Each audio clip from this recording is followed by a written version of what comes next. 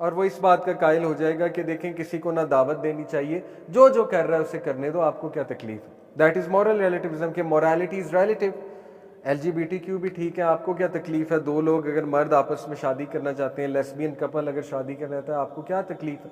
तो आपका जो मॉडर्न इदारों का बच्चा है वो ये वाला मटीरियल है अनफॉर्चुनेटली। और ये एकदम से नहीं हुआ है, इसके पीछे पूरी जहन साजी एजुकेशन सिस्टम के थ्रू की गई है। हमें अब्दुल्ला से अब्दुस्सेल्फ बनाया गया है हमारे बच्चे, अब्दुल्ला फ्रॉम अब्दुल्ला टू अब्दुस्सेल्फ। और इसके ऊपर कई किताबें भी लिखी गई हैं। Just to name one book, excellence without a soul, Harry R Lewis की किताब है, हार्वर्ड कॉलेज का डीन है, रिटायर्ड डीन। उसने एक्सीलेंस विदाउट अ सोल में बात की है कि आपके जो तालीमी इदारे हैं, जो लिबरल एजुकेशन है, वो आपकी सोल स्नैच कर रहा है। ठीक है, बहुत कंट्रोवर्शियल हुई है किताब क्योंकि उसने इतना क्लेम कर दिया बड़ा, लेकिन बात तो सही है अगर इसको देखा जाए। तो हमारा बच्चा यकीन करें दीन से इतना दूर जा रहा है कि रियल इस्लाम अब उसके सामने आएगा ना तो वो रिजेक्ट कर देगा, यही दज्जालियत। अभी आप देखें डॉक्टर जाकिर नाइक आए हुए, उन्होंने 2-4 स्ट्रेट फॉरवर्ड बातें की हैं, आग मच गई, पागल हो गए लोग, ये क्या कह दिया, ये क्या बात कह दी। उन्होंने कहा कि भाई औरत जो है वो बगैर पर्दे के टीवी पे नहीं आ सकती, ये तमाम स्कॉलर्स का इजमा है, लेकिन चूंकि ये बड़े अरसे से हमने नहीं बात सुनी, आग मच गई, ये क्या कह दी, इतनी एक्सट्रीम बात। फिर कह दिया कि जी 20 मिनट कोई बंदा जो है वो देखे औरत को मेकअप में और हलचल ना मचे। अब वो उनकी लैंग्वेज थोड़ी ऐसी है, टपोरी लैंग्वेज जिसे कहते हैं, मुंबई की लैंग्वेज, तो वो लैंग्वेज ज़रा ऐसी है कि थोड़ा सा ज़ाहिर गलत मैसेज चला गया, लेकिन असल में वो कहना ये चाह रहे हैं, जो कि एक साइकोलॉजिकल फैक्ट है कि भाई अगर आपके सामने मेकअप में सज बन के एक खातून बैठी हुई है और आपको कुछ फील नहीं हो रहा है, तो you should have yourself checked up. ये है बेसिकली उनका मुद्दा। तो उस पर जो है आग मच गई, कहराम मच गया, ये क्या कह दिया, ये क्या कह दिया। भाई असल इस्लाम यही है। कुरान मजीद में अल्लाह ने क्यों कहा नजरें झुकाओ? अगर औरत से कोई खदशा नहीं है तो फिर क्यों और मर्दों को हुक्म दिया गया कि अपनी नजरें झुकाओ और अपनी शर्मगाह की हिफाजत करो?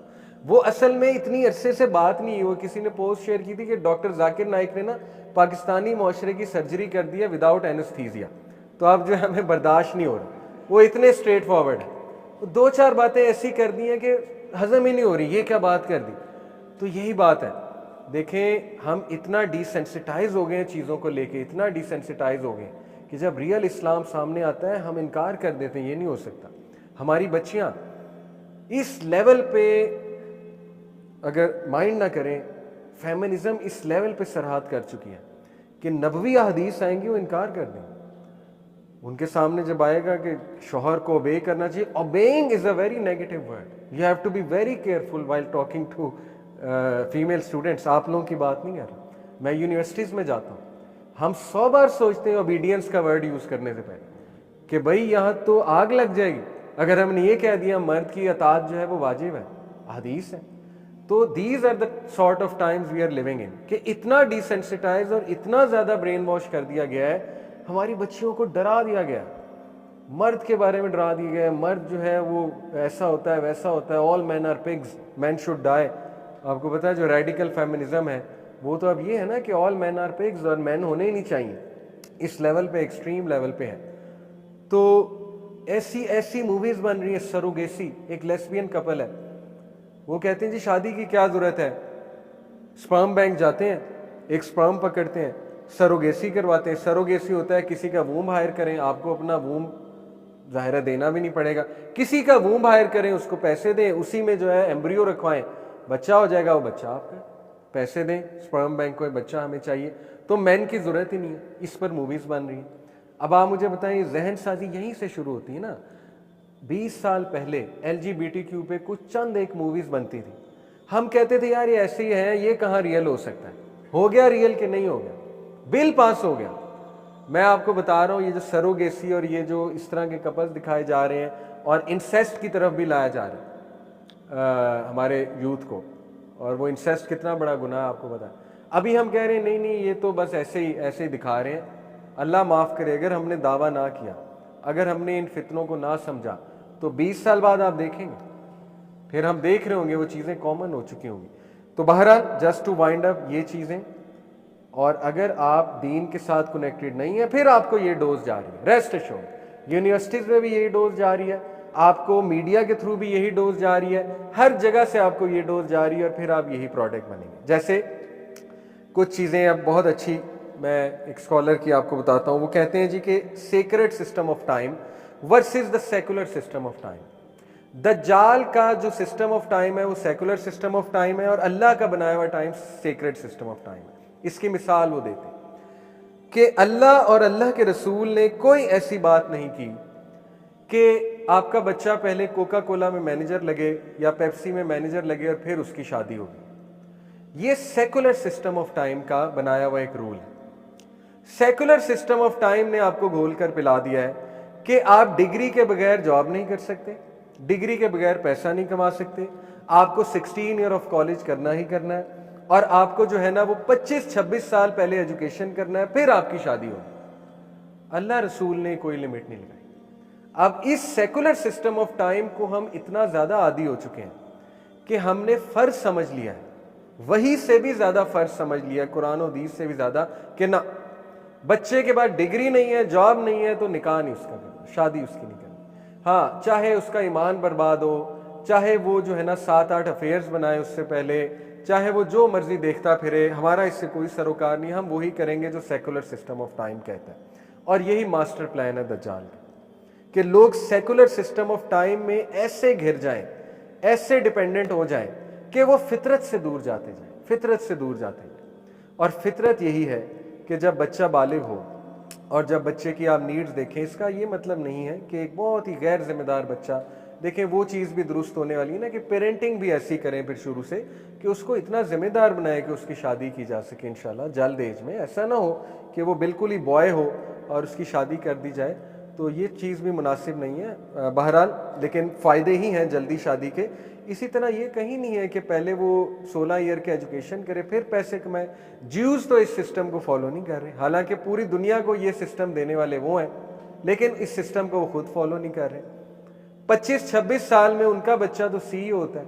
दुनिया के जितने यंग CEOs हैं सारे जूस हैं, लिस्ट निकाल कर देख लें, क्योंकि वो शुरू से उस लाइफस्टाइल पे बच्चे को लेकर जाते हैं, शुरू से उस पर ग्रूम करते हैं। और ये हो सकता है, मेरे पास मिसाल है, मेरे दोस्त हैं, बहुत अच्छे दोस्त हैं, प्राइवेसी की वजह से जाहिर है नाम नहीं ले सकता। तो उनका बेटा है, अभी उसकी उम्र 22 साल है। 18 साल का जब वो था उन्होंने उसकी शादी कर दी और उसकी ग्रूमिंग भी ऐसे की थी, वो जिम्मेदार है। 18 साल में he was making hell lot of money.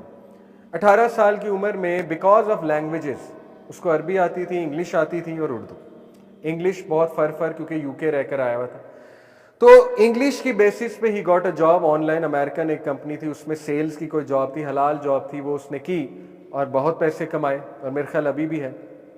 उस जॉब की बेसिस पे उसकी शादी हो गई। A-लेवल उसने कर लिया, A-लेवल में उसने अच्छा स्कोर किया साइकोलॉजी में और माशाल्लाह अब उसके 2 बच्चे हैं। अब वो 22 साल का हुआ है तो उसने कुछ जाहिर है अपने स्किल्स बिल्ड किए, अरेबिक बहुत पक्की कर ली इन 4 सालों में, कुछ डिप्लोमास कर लिए बहुत अच्छे बड़े यूजफुल, और मदीना यूनिवर्सिटी में अप्लाई कर दिया। मदीना यूनिवर्सिटी में उसका एडमिशन हो गया अल्हम्दुलिल्लाह, स्कॉलरशिप पर हुआ है, जो बहुत मशहूर सऊदीया की यूनिवर्सिटी है। वहां पर उसको फ्लैट भी मिल गया और वाइफ को, बच्चों को फ्लैट में लेकर जाएगा। 22 साल की उम्र में शादीशुदा है, 2 बच्चे हैं, पैसे उसने कमा लिए हुए हैं, मदीना यूनिवर्सिटी में जाके आराम से आलिम बनेगा। कोई उस पर बोझ नहीं है कि मैंने पैसे कमाने हैं या पेरेंट्स का कोई बोझ, कुछ भी नहीं, आराम से आलिम बनेगा वहाँ जाके। मैंने उससे बात की, कहता कि अली भाई आलिम बनने के बाद मेरा शौक है मैंने साइकोलॉजी में कुछ करना, क्योंकि हमें ऐसे लोगों की ज़रूरत है जो आलिम भी और साइकोलॉजी भी पढ़ें। आप देखें 28-29 साल की उम्र में वो एक आलिम होगा, साइकोलॉजी का नॉलेज इंशाल्लाह उसे होगा और मेरी कैलकुलेशन के मुताबिक 5 बच्चे इंशाल्लाह ताला अल्लाह और दे, और हो सकता है 2 शादियाँ भी, ठीक है। तो बहरहाल तो ये 28 साल की उम्र में ये प्रोडक्ट आप मुझे दिखा रहे हैं, लेकिन मुमकिन है, करने वाले करते हैं और वो वही लोग करते हैं जो सीक्रेट सिस्टम ऑफ टाइम को फॉलो करते हैं। हो सकता है इंशाल्लाह, ठीक है। और लास्ट बात ये चीज़ मैं समझाता हूँ और उसके बाद हम बस अगली क्लास में बाकी चीज़ें डिस्कस करेंगे। ये जो 4 लेयर्स ऑफ दज्जाल हैं, देखिए ये लेयर्स नेसेसरीली हदीस में नहीं है, लेकिन हदीस में इन लेयर्स के इशारे मिलते हैं कि दज्जाल को पहचानने के लिए कुछ लेयर्स को पहचानना ज़रूरी, वो उन लेयर्स के पीछे छुपा होगा। कोई ऐसा सच हदीस में नहीं है, लेकिन इशारे मिलते हैं। लेयर ऑफ मिस इन्फॉर्मेशन क्या होता है? सच के साथ झूठ का मिक्सचर, ठीक है, और ज़्यादातर झूठ। सच भी होता है लेकिन झूठ ज़्यादा होता है। अब लेयर ऑफ मिस इन्फॉर्मेशन में ये इज़म्स और स्किज़म्स आते हैं। जो दज्जालीज़म्स और स्किज़म है। जैसे feminism can appeal to you because specially अगर आपको कोई मर्द डसा हुआ है तो feminism will really appeal to you, क्योंकि उसमें कुछ अच्छी बातें हैं। अच्छी बातों से मुराद है कुछ ऑथेंटिक बातें या कुछ जेन्युइन इश्यूज लेकर आते हैं, ठीक है। तो सच है, लेकिन बाकी जो ज़ारा है वो दजल है। दजल से मुराद है मिस इन्फॉर्मेशन है और धोखे की बातें और धोखे की तरफ ले जाने वाली मूवमेंट है। क्योंकि in short feminism will lead you to इल्हाद, एथीज्म। ज़्यादातर फेमिनिस्ट जो होती हैं वो एथीज्म की तरफ चली जाती हैं, अल्लाह माफ़ करे, अल्लाह रसूल को भी चैलेंज कर देती हैं, ठीक है। इसी तरह लिबरलिज्म पूरा दजल है, उसमें कुछ ठीक है, अच्छी बातें होंगी, कुछ ऑथेंटिक बातें भी होंगी, लेकिन दजल है। तो जितने इज़म्स और स्किज़म्स हैं मॉडर्न, वो दजल है। तो ये लेयर ऑफ मिस इन्फॉर्मेशन है if you want to recognize him. और इसका एंटीडोट मैंने आगे लिखा हुआ है कुरान और हदीस।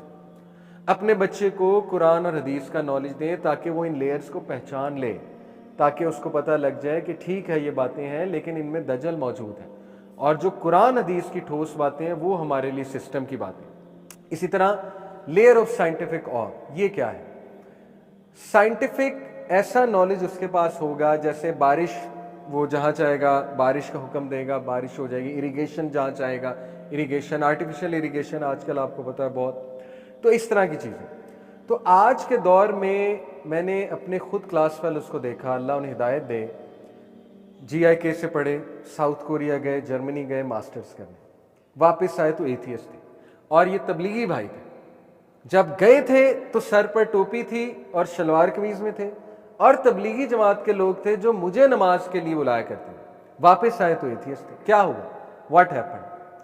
जब वो एकदम फिलॉसफीज पढ़ी, जो एक आपको पता है वेस्टर्न साइंसेज हैं, जैसे फ्रूइड को अगर आप पढ़ लें विदाउट स्टडिंग अकीदा, if you study Freud there are many chances कि आप मजहब से तो जाएंगे, गॉड से भी जाएंगे। सिगमेंट फ्रूइड की बात करें, अगर आप जो है वो जाहिर है जॉन लॉक को पढ़ लें, फादर ऑफ लिबरलिज्म, जो आप पढ़ेंगे IR की डिग्री करेंगे, लिबरलिज्म पॉलिटिकल साइंस की डिग्री करेंगे, जॉन लॉक को पढ़ना पड़ेगा।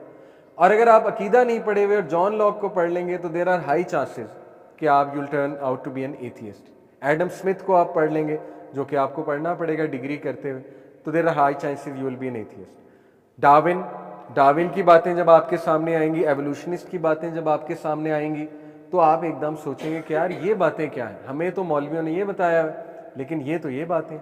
तो वो ऐसा दजल है और ऐसा बंदा जो है ना उसको धोखे में डाला जाता है मिस इन्फॉर्मेशन के थ्रू, कि वो कहता है यार ये मजहब तो अल्लाह माफ़ करे फारिग चीज़ है, ये तो धोखा दिया गया है हमें। तो ये जो साइंटिफिक ऑ से एक ऑ है कि साइंस सब कुछ है, जिसको हम साइंटिज्म कहते हैं, जो एक पूरा रिलीजन है। देखिए हम साइंस के खिलाफ नहीं है, हम इस चीज़ के खिलाफ हैं कि साइंस को एब्सोल्यूट ट्रूथ मान लिया जाए। और आज ऐसे लोग मौजूद हैं जिन्होंने साइंस को एब्सोल्यूट ट्रूथ समझ लिया। वो कहते हैं जी साइंस कहेगा तो हम मानेंगे, साइंस नहीं कहेगा तो हम नहीं मानेंगे। इसका रद्द मैं नेक्स्ट क्लास में करूंगा। बहरहाल ये लोग जो साइंटिज्म वाले हैं, जो साइंस से इतना मुतासिर है, ये तो यूं दज्जाल के फितने में आएंगे, अल्लाह माफ करे, क्योंकि उसके हाथ में आपको पता है साइंस तो फिर नेक्स्ट लेवल की होगी, ठीक है ना।